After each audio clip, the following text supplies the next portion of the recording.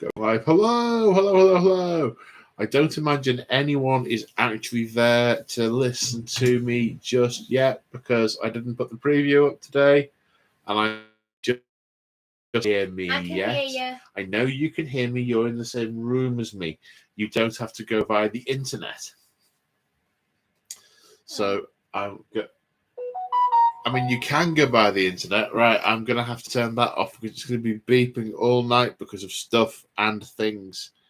Right, you can be quiet now. You can be quieter. Hello, hello, hello, hello, hello, hello. You can see and hear. Splendid, splendid, splendid. Apologies for not putting the preview up before we started. It's been a bit of a day.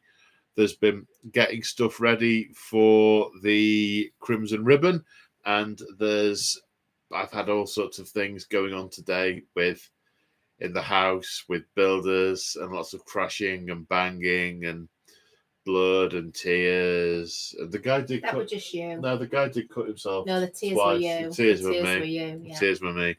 Yeah. Yeah. So yes, so gonna have a slightly different format today. Normally, I would do a bit of a chat about what I've been doing hobby-wise this last week, then ramble about the topic, then do Q&A at the end. My partner in crime, Crimson, is going to be capturing notes. Sporting red nails today. Indeed, and red and white nails. What am I having built? It's not. I'll just fill in while he has another breakdown. It's not actually being built. It's actually being repaired, and it's the shower. It's the shower in the ensuite that's needed doing for a long time, and it is being done today at quite a cost. Okay, all right now. It's fine now. Breathe. All I wanted someone to do was replace the shower tray because it's got a crack in it. Half the walls are coming down. I can see breeze block. You can't. No, you totally can. You totally can. You totally can. You totally can. Because the people who put the flipping thing in No. built it up to the wall and plastered over the one that was already there. I can't. Stop. Please. Move on. Somebody help. Oh, yeah. Lexicus. You know who did it, don't you? Yeah. Who did what? Oh, I am in red. I am all in red tonight. Yes. He used to work for him until like 3 weeks ago. Oh, did he? Good move. Good move. Yeah. No, they also, as well as screwing the thing together, they glued it together. So when they tried to take the shower thing off, all the tiles came with it.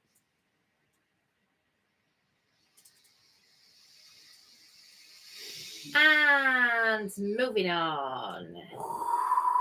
We can't talk about this all night. It's a total waste. Right. So first things first. So another shout out to Chris Griggs for super chatting at the end of last week's stream. It's the second week in a row where you've been unlucky enough to have super chatted just as we're finishing. So big thank you, and a big thank you. We're all right to do that every week, by the way. That's fine. Yeah. Anyone wants to do that is absolutely cool. We'll start the stream off with a thank you for the previous week. Yeah. So first I'm going to ramble a bit about this last week, hobby-wise and stuff, and then I will ramble about today's subject. Where's the book gone?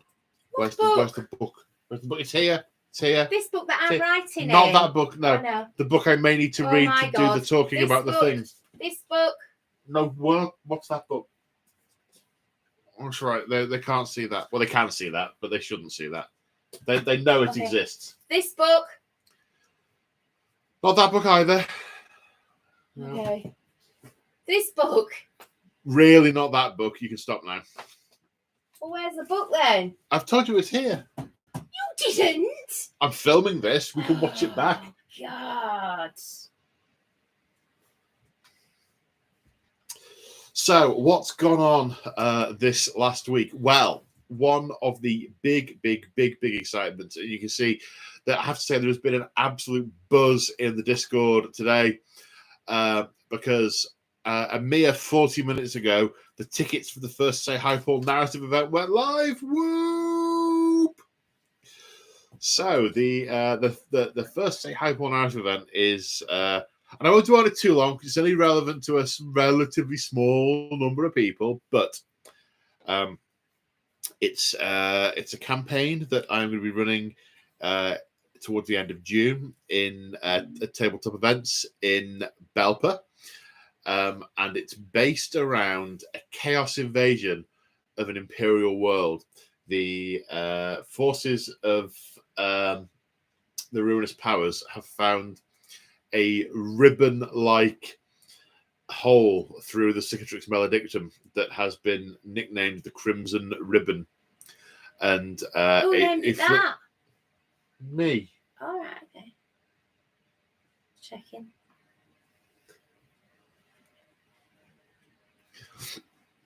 And a chaos fleet has amassed inside this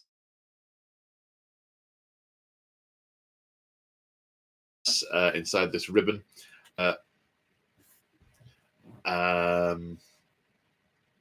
Is it anything like Crystal Chandelier? It's a really old song. No. Okay, just checking. No. Oh, my connection is unstable. I know. I was ad-libbing them because we're unstable tonight. Yeah, tried rebooting the router. It's not done much. Yeah. So, this particular narrative event is going to try and represent the balance of a imperial fleet response.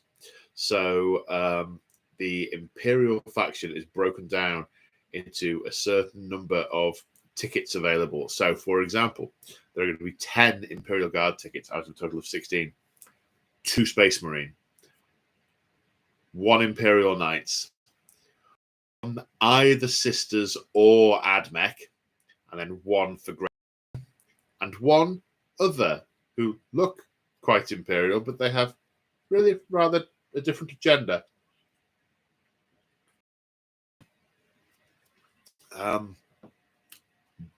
And the idea with the campaign is it's going to be fought across a number of battle zones. An individual result doesn't affect the story, doesn't determine the story. So you can win or lose, but it's how your faction performs. And there's going to be an element of role, not so much role play, more sort of playing the strategy as Imperial commanders would and Chaos commanders would, deciding where to deploy which troops. If people turn up with Iron Warriors, then the Chaos fleet might decide they're just going to throw them at the Imperial battlements because they're best suited to doing it. Alpha Legion might be attacking behind enemy lines. Equally, the Guard, if there's a line to be held, that's what the Guard will be doing. Maybe. It depends what the commanders decide on the day. And how the 2 factions perform in the different war zones will determine how the story progresses and the fate of the world. Because the world is called Scarlet 6. It's the world is adjacent to the opening of the Crimson Ribbon. So the forces of Chaos need to take it and fortify it to keep the pathway open. And for exactly that reason, the Imperium needs to stop them. And there will be another twist to it in that every general on both sides will have their own agenda, and they will get mini objectives each game that may or may not align to their overall objectives. So you may get the situation where you have a guard major who is trying to climb the ladder of promotion and decides to screw over the regiment next to him and blame them for a screw up. Or you may get part of the Chaos faction deciding, rather than achieving their assigned strategic goal in their mission, what they actually want to do is sacrifice a load of innocents to try and gain power with the dark gods. We shall see. And hopefully there will be lots of stabbings in the back and all sorts of fun shenanigans. And so yes, a lot of this last week has been sorting out how the tickets break down for that, and then working with James at Tabletop Events to get the tickets up on the website. They more than half sold out in the first 3 minutes of being available. I don't know what is still available, but I mean, I could always look whilst we're talking. If anyone, what are you signing? This is what we're interested in. But yeah, so that's what I've been doing a whole bunch of this last week. Just a reminder to anyone who has bought a ticket, don't forget to DM me and tell me what ticket you've got, and the letter, please, because that's how I'm doing the stuff.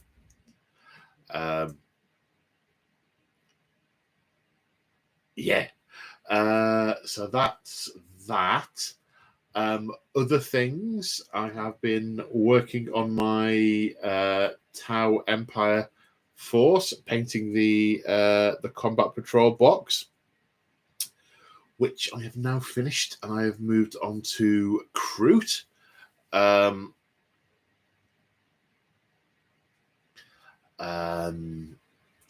Because the combat patrol box set has got an ethereal and a fireblade commander in, and I don't think they both go terribly well in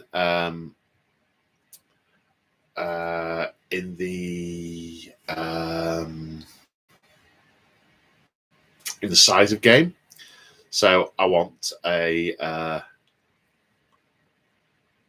more troops. So basically, I've got some Kroot, and I'm going to sub out the ethereal until the army grows to be a bit bigger.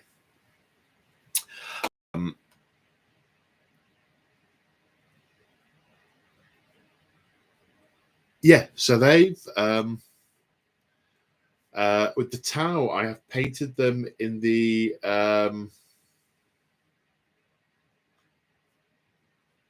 Viola color scheme, the white, because I wanted to try it, having watched one of Duncan's videos about how to paint them, and I thought I can do this the SayHiPaul way and achieve a similar effect. And I have to say, I am very pleased with the finished result. And I've hobby vlogged it, which will be going up at some point, and I'll share some pictures on Insta. The only complaint I have with the technique is it just took so long. The Ghost Keel suit took over 20 hours to paint, and that is a lot for the speed I normally paint at. It wasn't particularly tricky. Normally, I find highlighting, if there wasn't much highlighting, but I find things like highlighting incredibly difficult. I find them difficult and frustrating, and I have no patience for them. The technique I've used doesn't have the problem of it being difficult or frustrating, so I can just sit and do it, but it's incredibly time consuming. So I'm way behind where I wanted to be. Even my pessimistic estimations of how long it would take weren't even close. So my intention had been to have a couple of battle reports ready for this week, one on public YouTube and one in the members lounge. But neither of those have been filmed because I haven't finished painting the models. And I've got a looming deadline of, and I don't want to jinx it again, but hopefully I should have Sultan of Deployment Zone fame coming up this weekend, and we're going to film the little campaign that we planned before Christmas that had to be cancelled because of reasons. And so I'm desperately trying to get the Tau filming, the painting and the filming crammed in, alongside looking for a full-time job. So it's super, and this shower taking 2 days.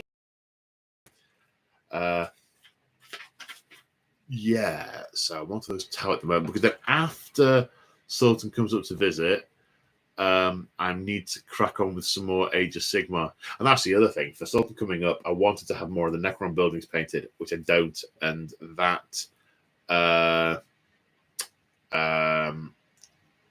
isn't, I'm not going to get much of that done, so I'm going to have to change the plot somewhat to reflect the fact I haven't got a full Necron tomb of terrain, which is a bit frustrating. But, you know, best laid plans of mice and men. Paul Fest! Lexicus, thank you, Lexicus. Shameless plug for the lesser event of the year, aka Paul Fest. Only a couple of tickets now. Yes, so Paul Fest is also in tabletop events in Belper on the 26th of March. I want to say 26th, and I'll click a few buttons to make sure I'm right about that.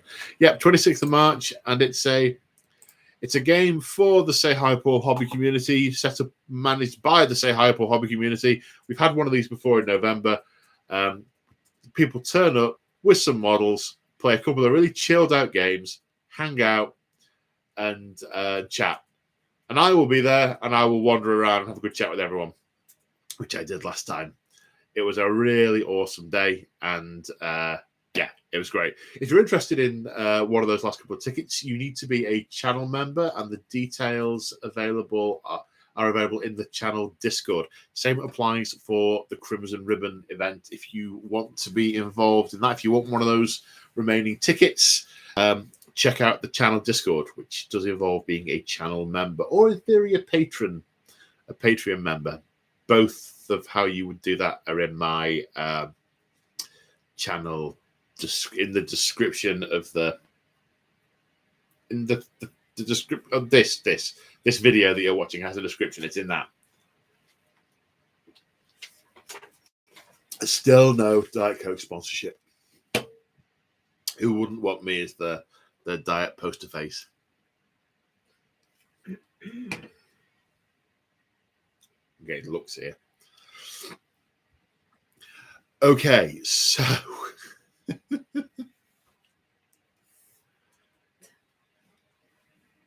There are no words. No words for what? You being the new Coke. You know, like da da da da. You know, when they take the top off. Yeah. Yeah. Let me know when that's happening. I am amazed that they haven't snapped me up. Let me know when that's happening. I'll be as far away as possible.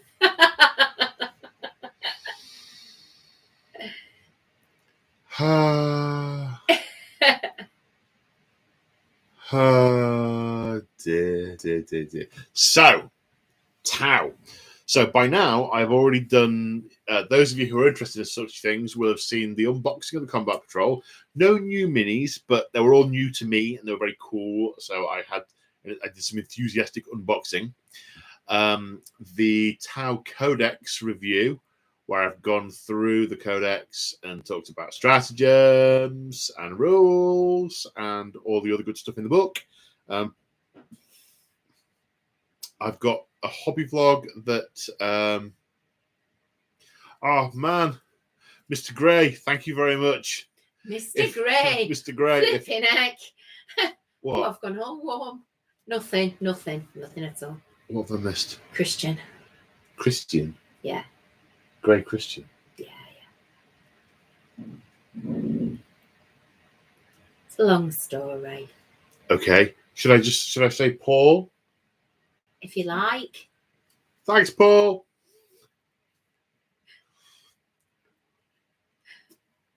Much appreciated, sir. Apparently, I'm not allowed to call you Mr. or use your surname for some Christian weird Grey. reason. 50 Shades of Grey, come on now. It's Christian Grey. Oh! Oh dear. He's not. He's telling you. He's in my head. You've been Okay. So yeah, that hobby vlog is kind of done. I'm doing the Crute as a separate one.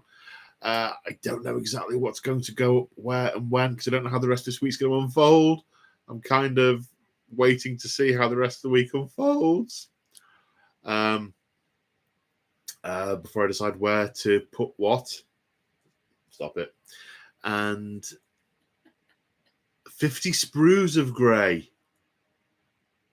Nice take. Nice take. So I have got, when I was mentioning earlier at the start of this, where's the book? Where's the book? I may need to glance at this just for reference.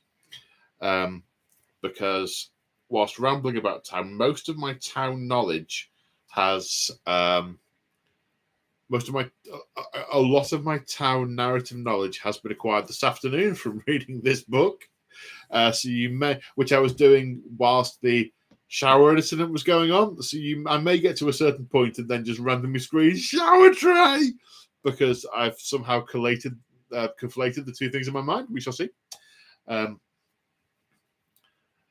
But there's a really nice thing. I'm actually going to read it out because I thought this set the scene beautifully before rambling about it. It's on like the 4th page or something. By the time the hunter cadres of the Tau Empire surged into battle, the commanders already know the surest path to victory. Feral Crute, cunning pathfinders, and the eagle-eyed pilots of the air caste have mapped every inch of the engagement area. The foe's every weakness is already exposed. From the first shot fired, the Tau demonstrate strategic coordination and unity of purpose so powerful that they are weapons in their own right. Devilfish transports deliver heavy equipped and highly trained warriors precisely to where they are needed.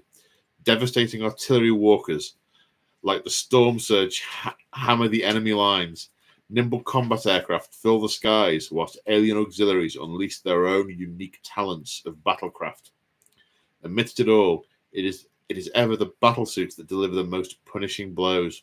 Marvels of the Earth caste technology, these single-pilot warsuits drop from the skies on plumes of fire, vanishing behind layers of advanced camouflage or supercharge their systems with experimental reactors, all while laying down devastating fusillades of fire. So have countless worlds fallen to the expansionist armies of the Tau Empire, who do not hesitate to secure ideological acquiescence beneath the muzzle of a gun. Now, in the wake of the Great Rift's opening, more worlds in their path than ever before stand cut off and poorly defended.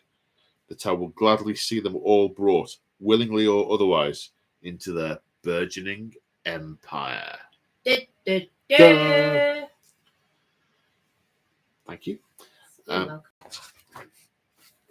What is quite interesting is, as I'm reading through it and this is how the Tau look at things, I'm thinking, do you know what? This is reading exactly like the Great Crusade. This is the Great Crusade books. The books at the start of the Horus Heresy that begin as the Great Crusade and then end as the Horus Heresy, where they're talking about bringing enlightenment to fractured elements of humanity, whether they want it or not. And there's a nice bit in that where one of the characters is having a crisis of conscience and talking to one of the remembrances, saying, well, we could have just left them alone. Their society was not intrinsically evil unto itself. Then it gives the analogy: if you saw someone drowning and it was their fault they fell in, would you leave them? No, you wouldn't, because whether they fell or not, your responsibility is to pull them out of the water. And that is what we are doing on this crusade. We are saving fragments of humanity that, willingly or not, need to be saved. And it's a very similar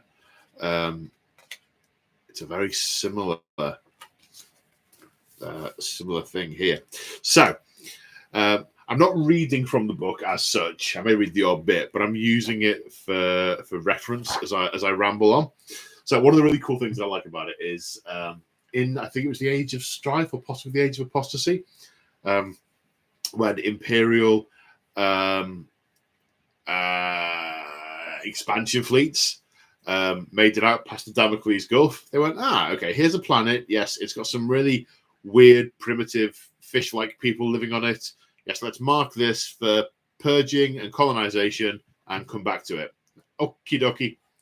Then they eventually work their way down the list and get to, right, yes, we must now send out a fleet to go to this particular place and purge it. And the fleet, we've arrived. Who are all these people? And why do they have guns? And why are the guns? Uh-oh.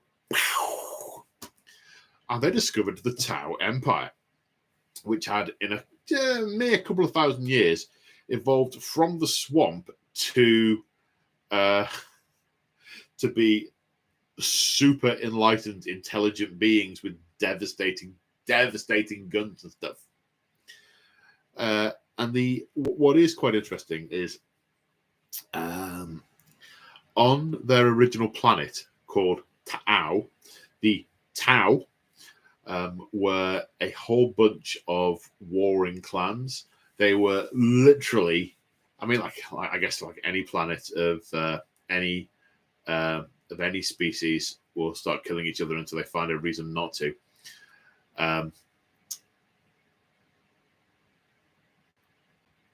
And there were multiple tribes who were at war with each other. Some of them incredibly savage. Some of them more sort of like builders who were defending their own, and so on. And when they were practically on the verge of tearing each other to bits, almost for the sake of it, the Ethereals turn up almost out of nowhere. Now, the Ethereals are Tau, but they're a bit weird. And they basically turned up and went, right, you and you, sit down, let's talk. They all went, okay. And then within a short time, they had these rival factions sitting and talking about peace, and they gained a lot of respect and notoriety, and all of the Tau started listening to them. This evolved into those leading in its entirety Tau society. With the they came along with this mantra that they referred to as the greater good, and there is a quote in here somewhere that says exactly what the greater good actually stands for. But essentially, it is that no matter what it is, the act of an individual cannot be as valuable. An act that is beneficial to an individual cannot be as valuable as an act that benefits the empire as a whole. In other words, what you want doesn't matter. What we want. What matters is the peace, the greater good being observed, and they really bought into this because they'd been at the stage where they were killing each other for really sort of minor, petty reasons. But when they all collaborated together, they were able to achieve something much more significant. And so they really bought into this in a massive way. And the Ethereals identified within the sort of ranks of the various Tau what people's where people's talents lay. If someone was a fierce hunter or a skilled tracker or so on, or a skilled merchant, an effective negotiator, whatever their talent was, they identified it and they started pigeonholing people, and they built up what they now refer to as the caste system, where from birth an individual is born into a way of life that is that benefits the greater good, that benefits the Tau Empire, and they take on that role. And what that does over time, and one of the Ethereal's rules was that people were not and are not allowed to interbreed outside their caste. So fire caste must breed with fire caste, earth caste with earth caste, and so on, which has led to actual physical changes to the extent that they're almost becoming different subspecies. So the 5 Tau castes, earth, fire, air, water, and ethereal, they are diverging as a species. Of course, total divergence takes, tens of thousands, hundreds of thousands of years. So that's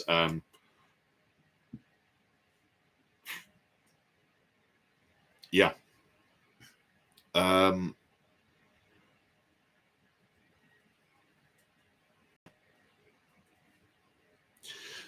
So one of the things they did do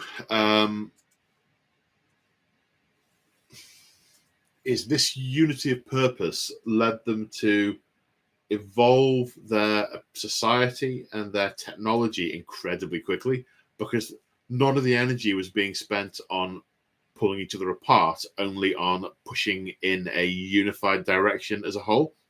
So their technological advances became immense, and they were soon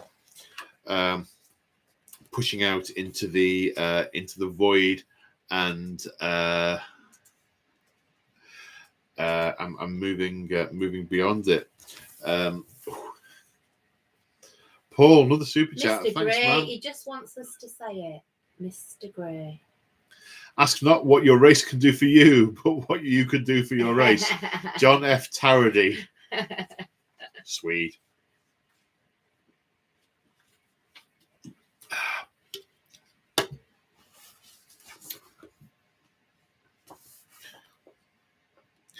And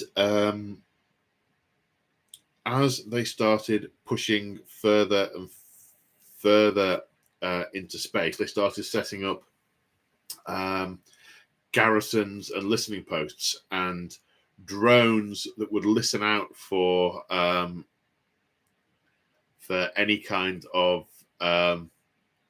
alien signal. And as soon as these listening posts, these listening drones pick up the sort of, there's some intelligent life over there, they all load on up into the spaceships, fly over, and then all the negotiators go, hello, may we tell you about our faith and savior, the greater good? And some go, oh, yeah, great, that is awesome. Yeah, we are well up for that. And join the Tau Empire. Others have to be conquered. But whichever way they do it, they start to build Tau civilization on let's call it the conquered planets. And the individuals who, from whatever race, are who were on that planet, the ethereals work out what their best role is in the Tau Empire society, and they all start getting them to do that. A lot of which might be being sent back to some of the more central planets to be educated in the ways of the greater good, and then given their role. And equally, then a lot of the other the Tau Empire move out and colonize that planet, and that planet has Tau Empire world, and that species has been absorbed into the Tau Empire, and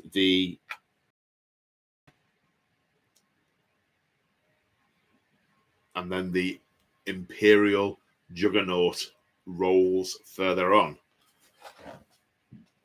which is really cool. What is also important to remember is that whilst the Tau are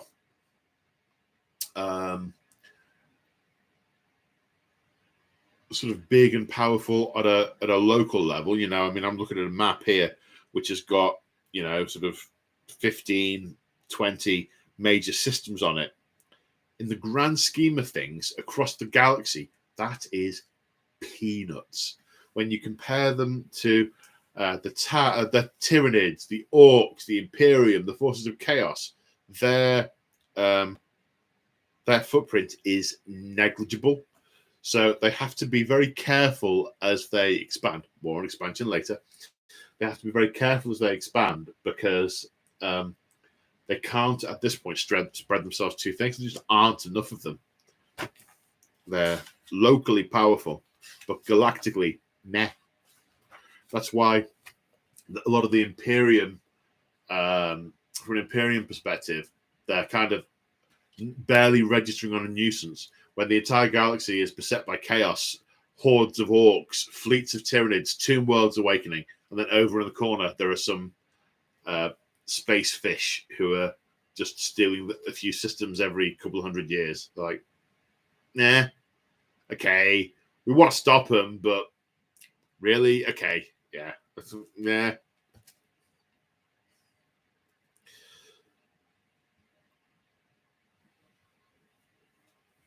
So yeah, the casts. So the fire cast are the Firecast are the warriors. They're the hunter, the former hunter tribes. Physical strength and size have continued to increase. They are definitely the brutes of their race, even if they are really unbrutish compared to all other races. The Earthcast are the artisans, the engineers, the laborers. They provide food for the entire empire, technology that's used by the Firecast. The Watercast are they're sort of a combination of politicians, bureaucrats, ambassadors, administrators, diplomats. They're all the touchy-feely think you know what's, to be an orc for a moment. Where does that bit come in? And then the Aircast, they were once the sort of the messengers, the rangers, the travelers. Now they're the pilots. They are indeed the pilots. Spaceship crews, transporting goods, warriors, all that good stuff. They're your flyers. Oh. Another super chat from Moog's Little Figures. Thank you, Moog. So they're actually fanatical, dogmatic expansionists, just like the rest. The greater good being actually just the Tau Empire's good. You got it. It's all terribly altruistic. But I guess the main difference with the Imperium is the Imperium is just the humanity's good that they're trying to push on people. And the Tau is all races good, but you must all be in the Tau Empire watching you. So yeah, very similar.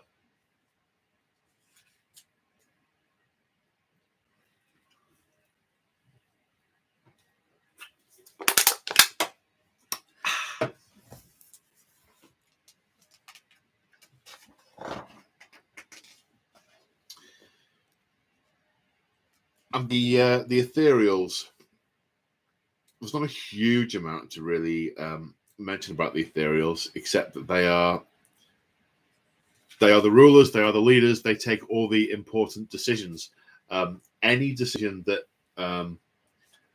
affects the lives of the citizens will be made by the ethereals. They may consult the other castes, but they're in charge.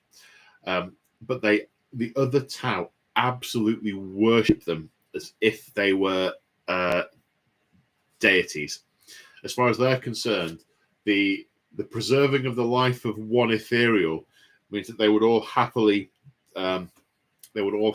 die. Their entire cadre could get wiped out if it would save one of the ethereal's lives, because they're considered to be that valuable, and they're also almost totemic in their focus. We've got a 17-month membership shout out from Mr. Squark. Crude forever. I find that very surprising coming from you, sir. The only person I know with a Crude army. Excuse me, nose running. Crude forever. Ah! There's a reason they are called carnivores.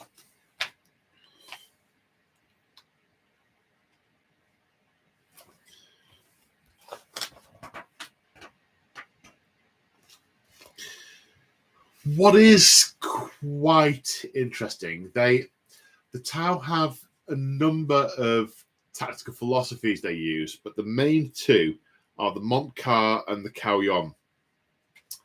The Caoyon is the easiest to explain. Is the patient hunter. Is the notion of lure and trap to engage an enemy, bait them in, and then annihilate them. The Montcar is very much the opposite of the Caoyon. Is what's it called? The killing blow. It's a devastating attack. Now, the Montcar is considered very, very risky to actually do. And to part of the Tau philosophy of war is that they don't just throw away the lives of the Tau. They are, to an extent, a valuable resource, and they need to preserve it because there are only so many of them. And Tau, they won't dogmatically hold on to an objective for an objective's sake. They will take it off the enemy and then destroy it so the enemy can't have it again. The only time they go after things that they'll value things like communications arrays, but not like a munitions dump, because they wouldn't want to use the enemy's munitions anyway. Their technology is far superior to anything else. But their philosophy is such that the risks that they take and the price that they pay for a victory should be proportional to what the victory gains. If sacking an imperial world would cost an inordinate number of Tau lives, they'll go, "What, do you know what? Let's just leave them. Let's just leave them. We'll have another peek in a couple of 100 years' time and see if it looks any easier then. We'll leave them alone for now. We'll focus somewhere else." It's that sort of risk-reward. It's that cost-benefit analysis. And any commanders who achieve what in the Imperium would be considered a victory at the cost of too many lives, they're actually vilified and shamed. And that's why the Montcar is considered very risky, because it's pushing a huge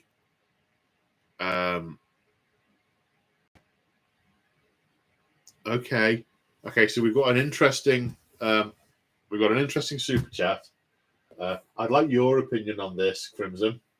So okay, I'm not there yet because I'm just writing down a question. Okay. Are we doing it now? Okay, so I'll read this bit out, and then you can say what you think about it. So, Mr. Lexicus has super chatted, "Paul, can you shout at my Sarah, please, and tell her to pay more attention to the live stream and less attention to her laptop? Lol." Sarah, come on now.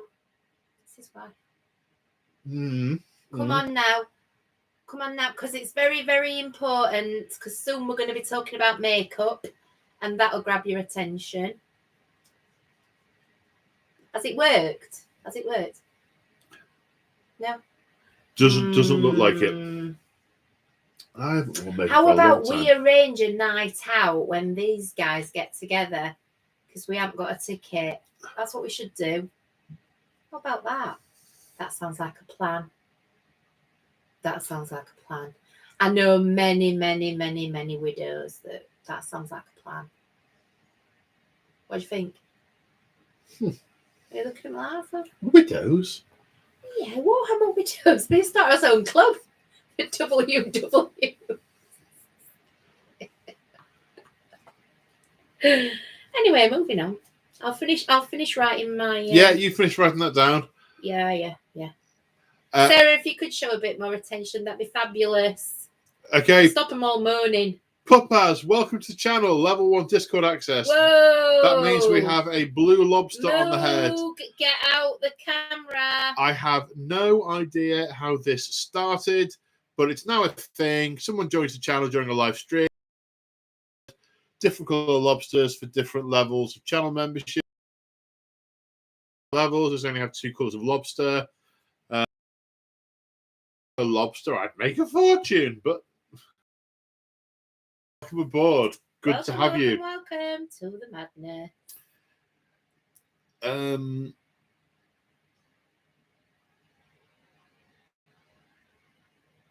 Yeah, that. what is quite interesting is the way they organize. The smallest unit of have is a team, which is it's basically a unit of between 5 and 12. Then they have they organize teams into cadres, normally under the command of the commander. The most common one being the hunter cadre, which is a combination of fire warriors, battle suits, armored transports, gunships, auxiliary, mobile artillery, and that's there to take on a balanced foe. No, it's a balanced formation to take on any foe. And they have other specialized ones.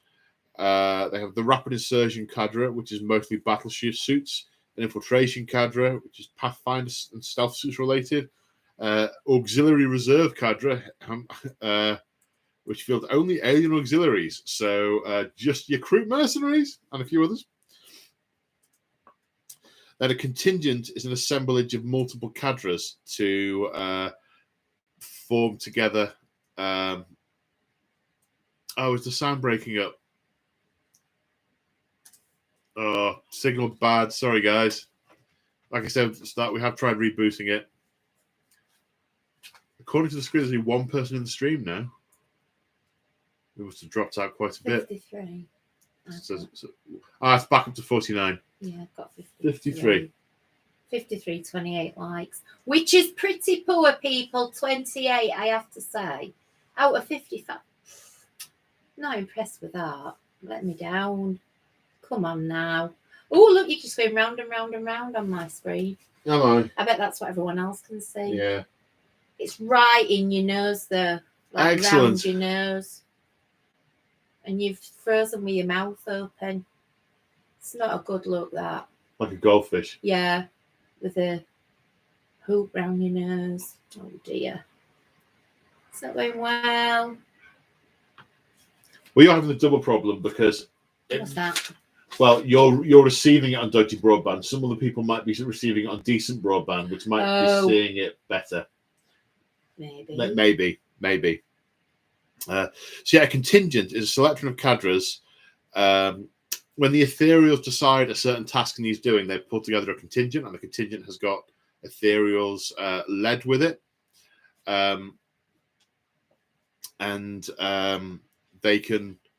They do whatever task they were set to do, and then the contingent breaks down into different cadres. They get reassigned to do different things.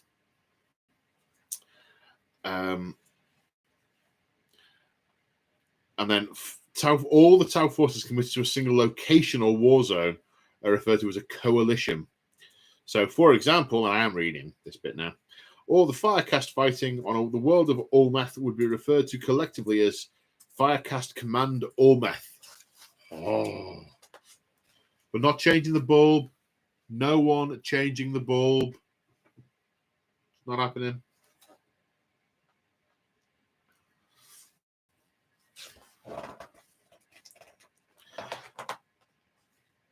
Obviously, Tau make extensive use of battle suits, which are equipped for different tasks.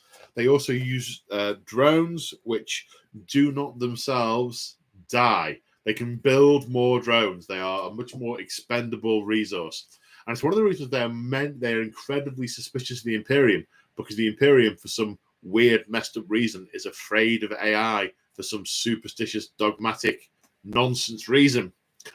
Silly humans.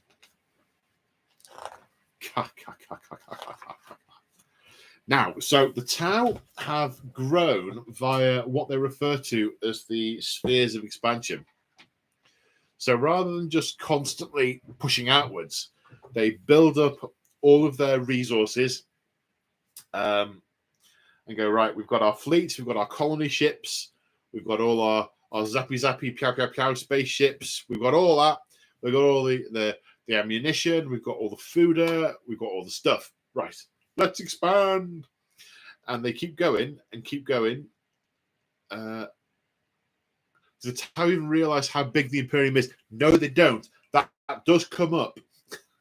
That does come up. Want to maybe do some? I'm just thinking. Do you want to maybe do some questions because you're moving into expansion? I don't know. It's just that we might miss some of the context of these if you. Okay, we Yeah. can do that. Remind me, I need to start on the spheres of expansion. Oh, I will remind you. Then we're mostly done after the spheres of expansion on the tower stuff. Okay. James Wood, will there be Titan elements in the narrative? Yeah, you're right. Let's just go back quite a bit. Exactly. Will there be Titan elements in the narrative? Possibly. Not ruling it out, not guaranteeing it.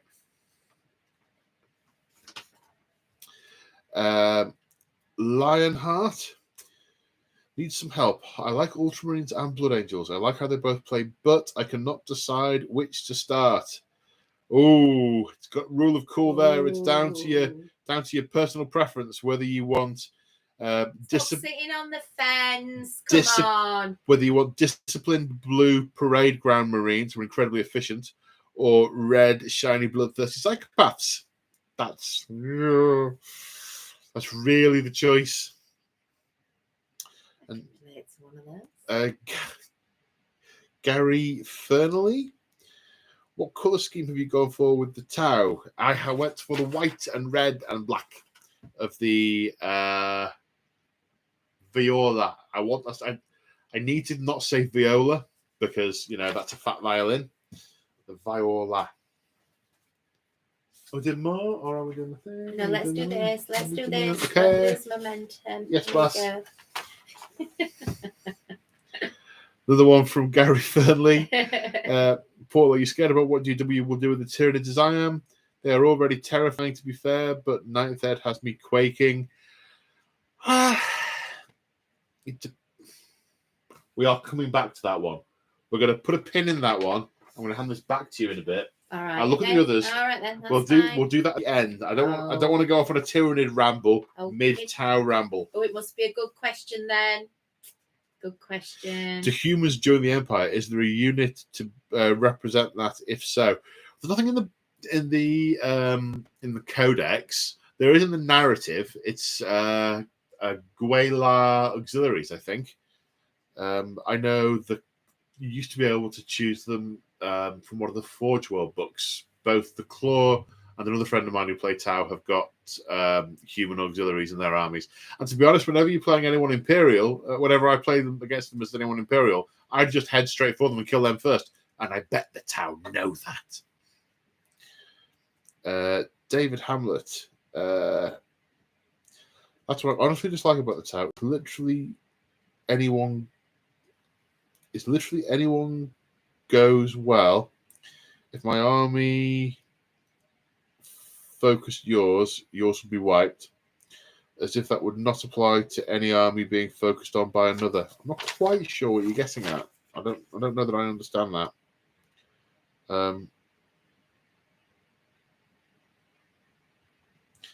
If my army focused yours would be wiped, as if that would not apply to any army being focused by another. Well, yeah, that it is true that any force that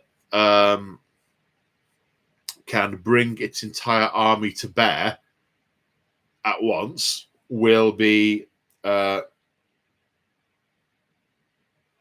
devastating to another force. You're right. Right, have that back, and give me that back at the end when we're on to the questions.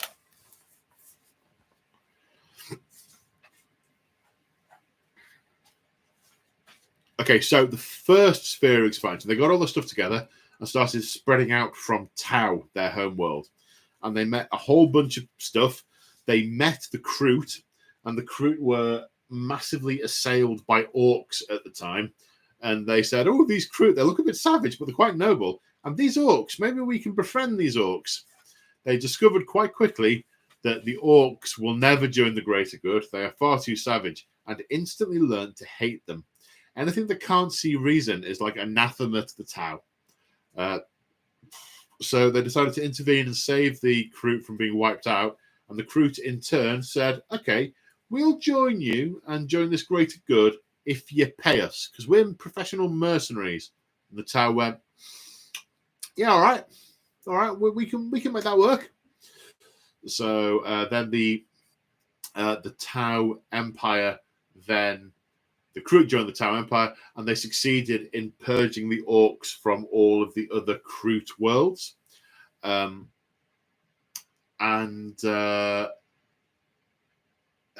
it's interesting because there are a lot of things that the Kroot do that the Tau find incredibly distasteful. I mean, the Kroot they're all about cannibalism and consumption of the dead. So they have this weird way of ingesting DNA and taking on aspects of the DNA they've ingested. That's why they won't go near gene stealer hybrids, because of the way it twists DNA. They spit them out if they end up tasting them. But Kroot that start to eat big and powerful enemies that they bested then start to develop more sinewy muscles and so on. And they learn from their enemy. They adapt. Their evolution is per meal, not per generation with Kroot. The only concession the Tau managed to get out of them was that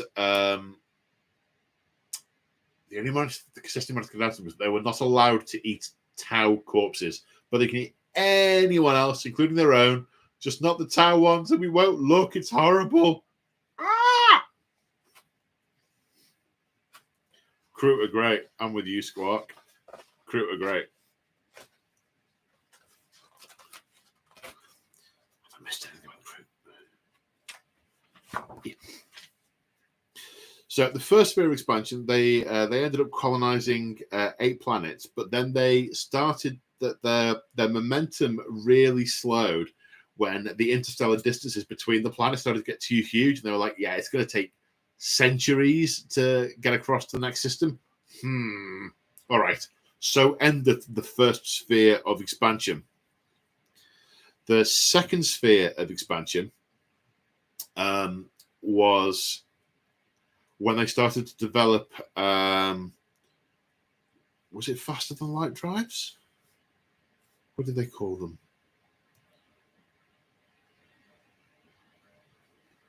They started to develop incredibly fast star drives, so they could actually they could breach that gulf. The gulf in question being the Damocles Gulf. And they turned up in the Damocles Gulf and started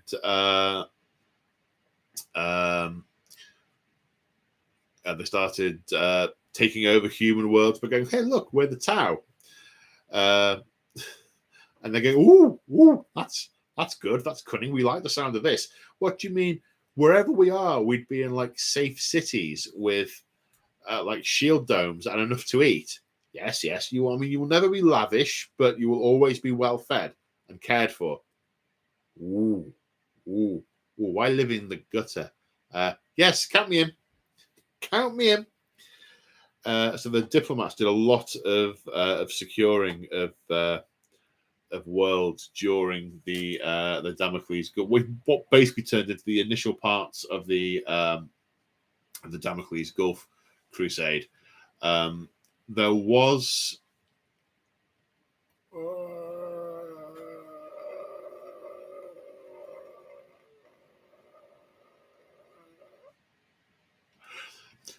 and towards what? The second sphere of expansion. We've got another membership chat. 16 months for Moog. Failure to see reason, translated as failure to acknowledge the Tau-flavored dogma. Yes, you're correct. It's the greater good. Greater good. No luck finding those killers then. There's only one killer, actually.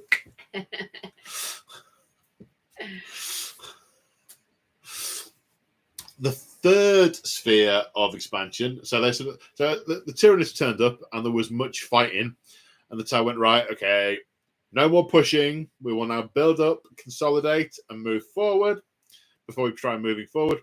And then during that, the During the second wave of expansion is when some of the expansionists disappeared. The Farside enclaves decided that, you know what, we're going to do our own thing, and we're going to do it over here. So nuts to you, Tau Empire. We are succeeding. Succession. We're succeeding from your empire. And they sort of went, well, grumble, grumble. Oh shoot, there are Tyranids. We'll have you. And they disappeared off. Then you get the third sphere of expansion where they start pushing out into Damocles Gulf, by which time the slow, lumbering Imperial response started to arrive. And there were a number of small battles, say small battles, you know, half a dozen systems, lots of fighting, that the Tau managed to win. And they all went, this is all right. These monkey are, not monkey, these, drat, I've got Eldar on the brain. These Guela aren't all that. And that was like the tip of the Imperial spear. And then an absolute shed ton of a Crusade fleet moves in and starts to kick seven shades out of them. At the same time, not 50. No, just 7 of them, leaving 43 remaining. Mr. Grey Leaves 43 remaining. At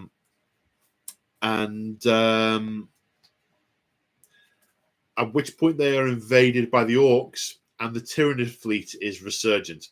And they start to get battered every way from Sunday, and the only way they actually manage to escape from the Imperial fleet in their retreat is by the Farsight enclaves intervening.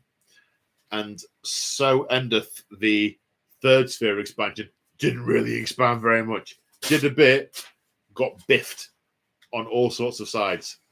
And at this point, the Tau Empire, for the first time, are going, we're actually feeling a little bit threatened at home here, guys. Because, eek.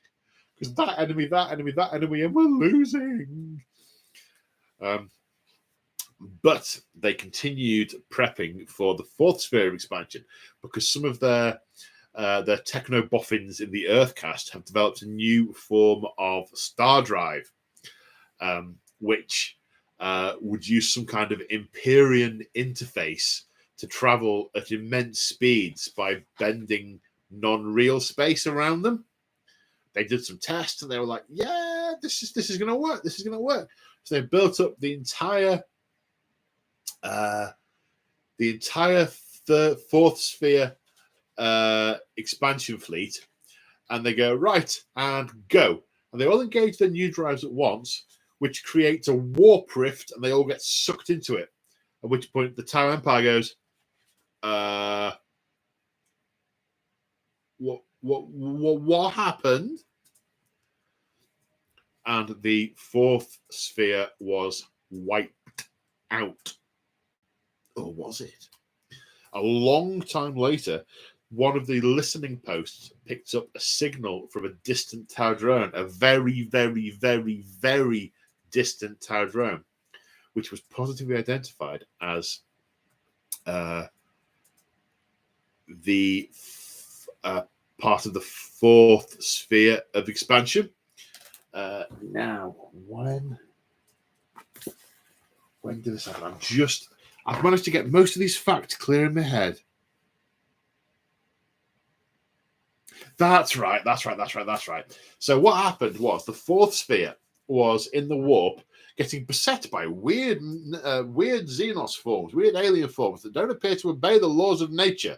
We just materialize in the ships, and all the auxiliaries went mad, and we had to put them down. Don't know why they didn't affect us. They didn't affect us, but they all went crackers.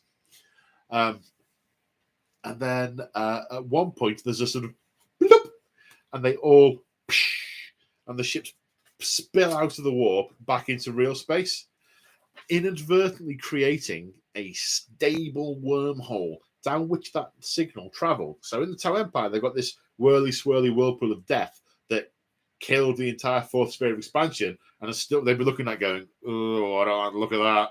What do you reckon? Ixnay on the Ortpul nay. But then what effectively had happened is there was now a stable wormhole created to the other side of the galaxy on which the fourth sphere ships were at. And these guys have started to become a little bit twisted.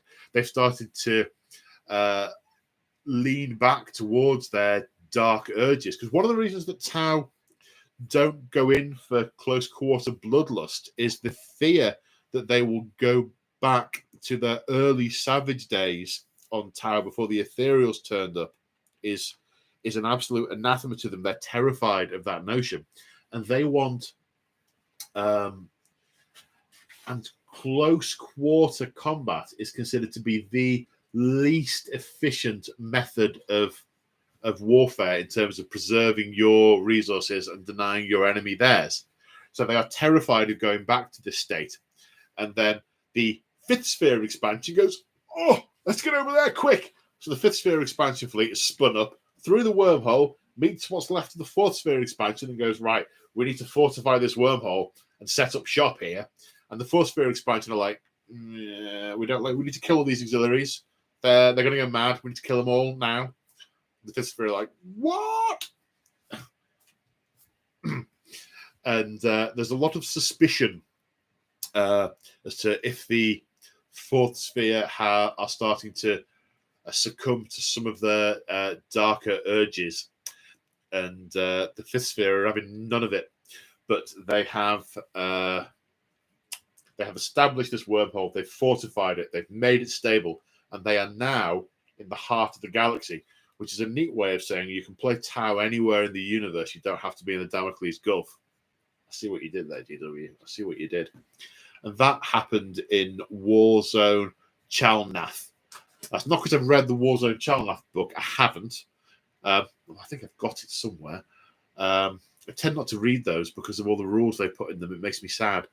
But there's a reference to it in this codex. That's the current state of play. Is the wormhole is stable and the Tau are in the middle of the galaxy. They had expected to be jumped on by the Guelar as soon as they turned up, but they weren't. And they were like, let's send out some scouts and find out what's going on. And they realized the Guelar were busy killing each other. So like heretics and so on. Loyal and traitor Marines fighting against each other. At which point the Death Guard turn up and just sort of fly inexorably towards the wormhole. And there's a big shooty battle. They don't manage to kill the Death Guard. The Death Guard go down the wormhole. They're like, oh no, Tau Prime is in danger. But the fleet never emerged. What happened to it? Where did they go? Dun, dun, dun. I don't know.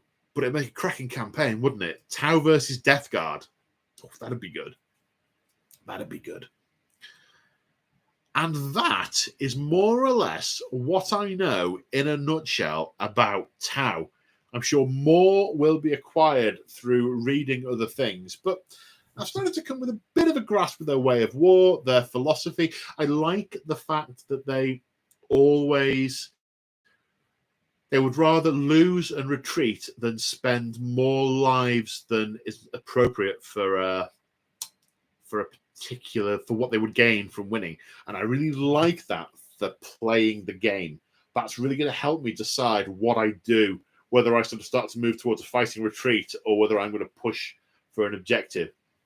It'll probably lead to me finishing a lot of games early when I go, do you know what? We cannot win this. Therefore, the greater good demands that we withdraw. So, sorry the game in the last end of turn 2, but that's Tau for you. There might be some of that coming in. We shall see. But yeah, Tau. I'm all excited to play them. What's your difference painting the crew?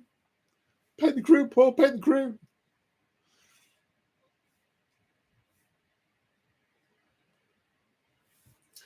That's that comment that I might have written down wrong that we were struggling with earlier on. I didn't know whether you wanted to do it again from David.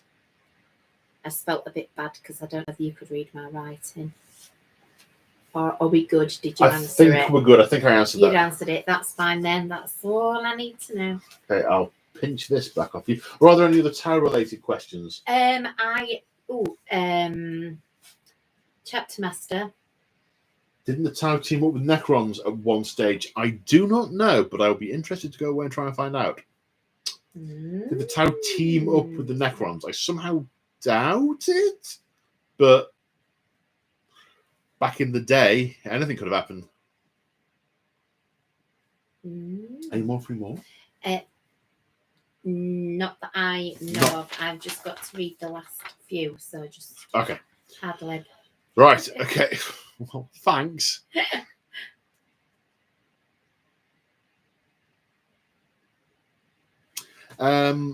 So Gary Fernley asked earlier, Paul, are you scared about what GW would do with the Tyranids as I am? They are already terrifying, to be fair, but 9th has me quaking. Well, I got into, I guess there are a few things with that. I got into 40k in 2nd ed, and Tyranids were the most terrifying thing since bread was pre-sliced. And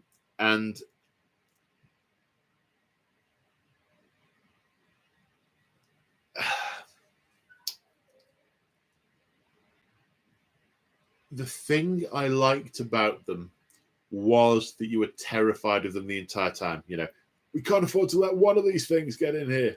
One of those things get in here. Was kind of the way you felt about it. You had to exterminate anything near you, whilst all the while everything else was getting closer and closer and closer to you. And I loved that feeling in 2nd ed.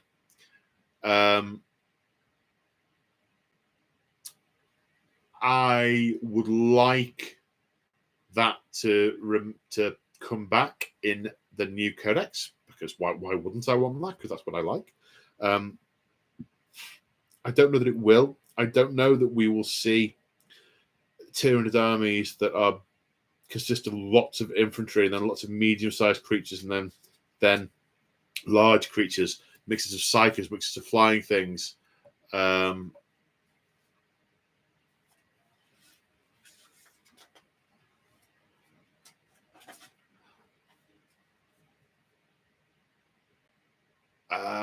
Super chat from Moog has just spent £2 to ask, why are you scared of pre-sliced bread? I cannot make a level sandwich with pre-sliced bread. Because it's diabetic. That's enough. That's enough.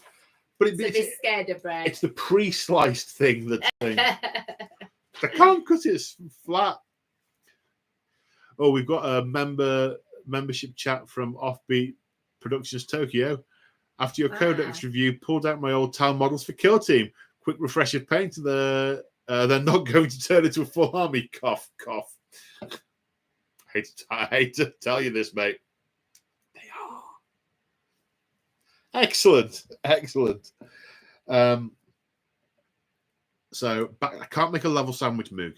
I can't make a level sandwich. You couldn't put a marble on it and it not roll off. You just couldn't do it. Couldn't do it. Oh, we've got another blue moment. Sam Nash, welcome to channel memberships. Welcome to the Discord.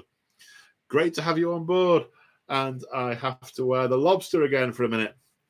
This self-imposed thing with the little tassels that have been tied off.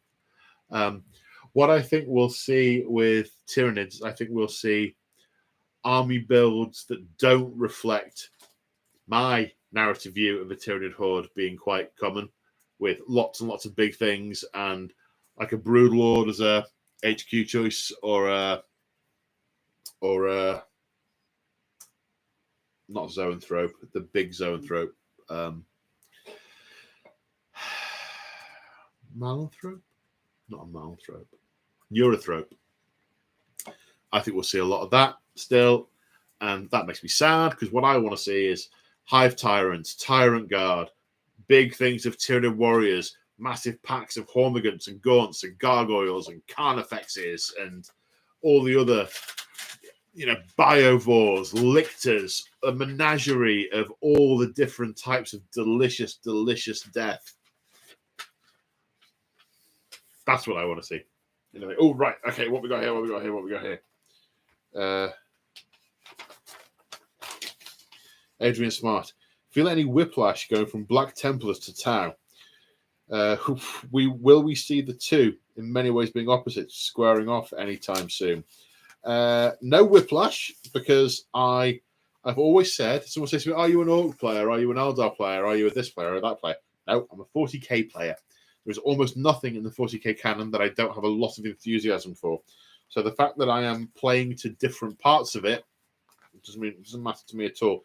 Anyone who's roleplay with me or live roleplay with me will know I accrue all sorts of different characters very quickly and get very few of them to high level, because I enjoy playing all the different things. I want to play a fighter. I want to play a cleric. I want to play a wizard. I want to play a covert ops specialist. I want to play a face. I want to play a street samurai. I want to do this. I want to do that.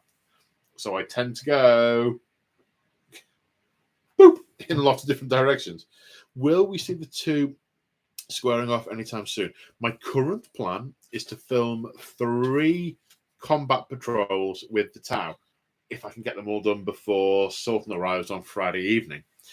It's debatable whether I will or not. I don't know who they're all going to go with. I did ask in the Discord, and there were lots of great suggestions, some of which I have got really enthusiastic for, some of which I got enthusiastic for, and then my enthusiasm has waned.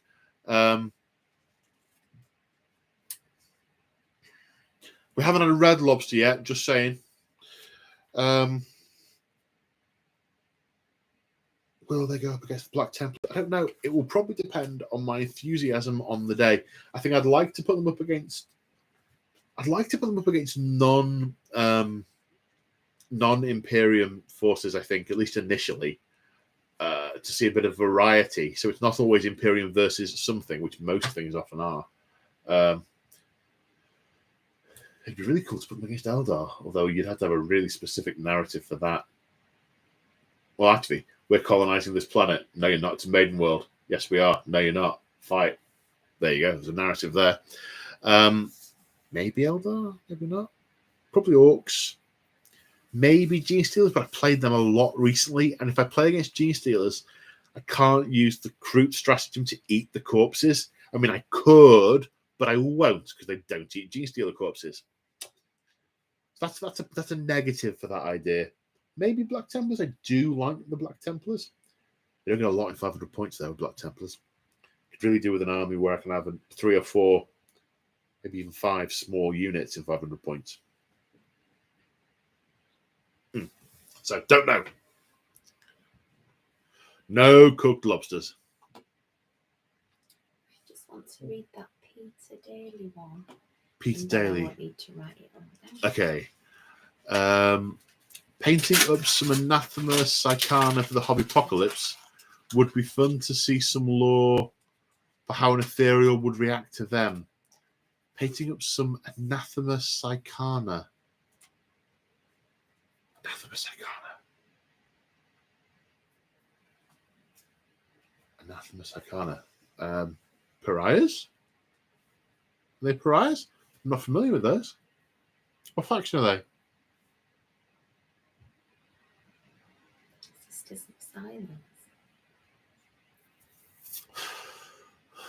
Knowles. They would probably just feel kind of freaked out and disturbed at the unnatural wrongness of them. Right. How an ethereal would react to them. It all depends on how the ethereals actually do their thing. The Order Xenos and the Mechanicus have lots of crazy theories, some more credible than others. One theory is that they are actually latently psychic. Another is that they use pheromones to influence those around them. Hi, Lemon. Another is hello, Fairball.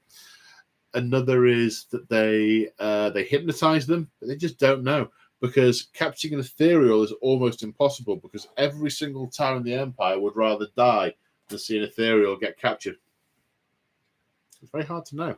Hard to know how a blank would affect an ethereal when we don't know how ethereals work. Okay, so I think we are drawing to a close. How are we doing? Are these shout-outs? These are shout-outs on the back, a bit of info there, and thank you. Okay, right. First of all, big thank you to Crimson for being my partner in crime. You're welcome. Thank you to Moog and Lexicus, who I've seen moderating out the corner of my eye, getting rid of some of the spammers. Cheers, guys. Well, don't do shout outs yet. Do those. Shout out. What was the order you told them me in? Okay. Oh, Super chats. Chris Grigg, Chapter Master, Moog, Paul Gray twice, Moog again. Welcome, Puppers and Sam Nash. And everyone who used their month's memberships. So for those of you who don't know, if for every month anniversary, YouTube lets you do a chat that appears as like a super chat, but you get a free one each month if you remember. So Moog used his, so did Mr. Squawk, James Wood, and Offbeat Productions Tokyo. And on the back, that are we now at the back? Yeah, the shout outs. Yeah. Okay, so shout outs. Hello to Sarah, who was listening whilst multitasking on her laptop. I thought it was important to say that because we thought she was ignoring us and she wasn't. So just so that Chapter Master knows, she was engaged, just busy. Yeah, that. Hi, Sarah. And a news flash: we have 194 members in the Discord now. So near to 200. Another 6 people want to sign up. 200 Discord members. Do it. Just one wafer thin Discord membership is wafer thin. And let's just have a quick.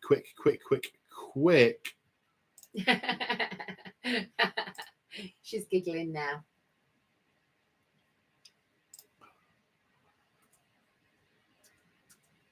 Quick.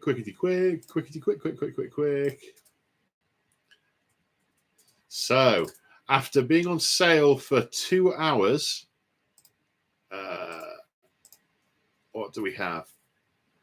There are still Imperial Guard tickets, still Chaos Marines, Chaos Knights, and Chaos Demons tickets for the Crimson Ribbon narrative event. And a reminder to everyone for Porfest in March, especially those new to the Discord. Woo! If you now you are Discordians of the SayHiPaul variety, you the events are open to you, which includes Porfest in March. Woohoo! Woohoo!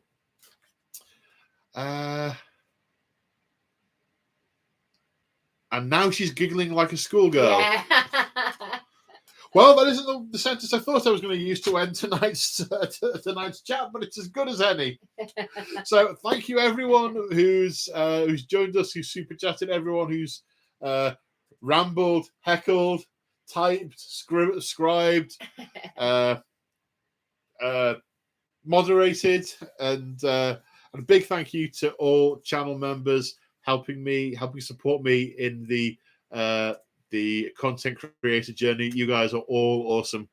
And until next time, everyone, take care, and we will see you in the next one. Bye for now. Bye.